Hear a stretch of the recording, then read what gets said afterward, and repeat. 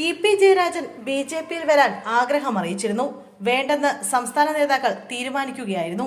EP. ജയരാജനെ വെട്ടിലാക്കി പുതിയ ആരോപണവുമായി രംഗത്തെത്തിയിരിക്കുകയാണ് ബി.ജെ.പി. ദേശീയ ഉപാധ്യക്ഷൻ എ.പി. അബ്ദുള്ളക്കുട്ടി.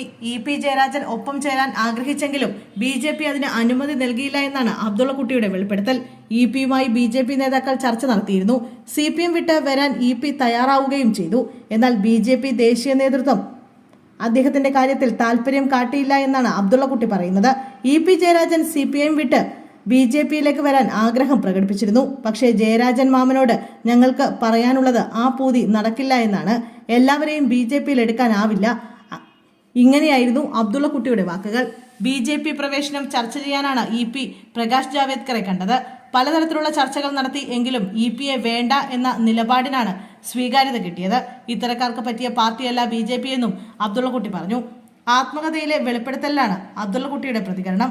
അതേസമയം ഗോവിന്ദൻ മാഷയെയും പി ജയരാജനെയും വിമർശിക്കുക എന്ന ഉദ്ദേശത്തോടെയുള്ള തട്ടിക്കൂട്ടാണ് ഇ.പി. ജയരാജന്റെ പുസ്തകമെന്ന് അബ്ദുള്ളക്കുട്ടി ആരോപിച്ചു. എല്ലാവരെയും പുസ്തക പ്രകാശന ചടങ്ങിലേക്ക് ക്ഷണിച്ചപ്പോൾ പാർട്ടി സെക്രട്ടറിയായ പ്രധാനപ്പെട്ട ആളായ MV ഗോവിന്ദനെ മാത്രം വിളിച്ചില്ല. പിണറായി അടക്കം പങ്കെടുത്ത പരിപാടിയിൽ ഗോവിന്ദൻ മാഷ് അധ്യക്ഷനാകുമെന്നാണ് താൻ പ്രതീക്ഷിച്ചത്. എന്നാൽ ക്ഷണിച്ചുകൊണ്ടൊരു കത്തുപോലും കൊടുത്തില്ല. അത്രമാത്രം ഗോവിന്ദൻ വിരോധമാണ് ഇ.പിയുടെ പുസ്തകത്തിലും പ്രകാശന ചടങ്ങിലും കാണാനായത്. പി ജയരാജൻ കൂടി ഒരു പുസ്തകം എഴുതിയാൽ ഇ.പി. ജയരാജന്റെ എല്ലാ കഥയും പുറത്തുവരും. അതാണ് തനിക്ക് പി ജയരാജനോട് അഭ്യർത്ഥിക്കാനുള്ളതെന്നും അബ്ദുള്ളക്കുട്ടി പറഞ്ഞു.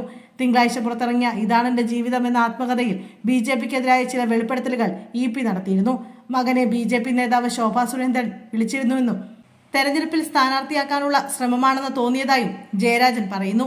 അവിചാരിതമായാണ് ദല്ലാൽ നന്ദകുമാറിനൊപ്പം പ്രകാശ് ജാവേദ്കർ തന്നെ വന്ന് കണ്ടതെന്ന് ജയരാജൻ ആത്മകഥയിൽ പറയുന്നു. എന്നാൽ ഇതിനെയെല്ലാം തള്ളിക്കൊണ്ടുള്ള പ്രതികരണമാണ് ബി.ജെ.പി. ദേശീയ ഉപാധ്യക്ഷൻ ഇപ്പോൾ നടത്തിയിരിക്കുന്നത്.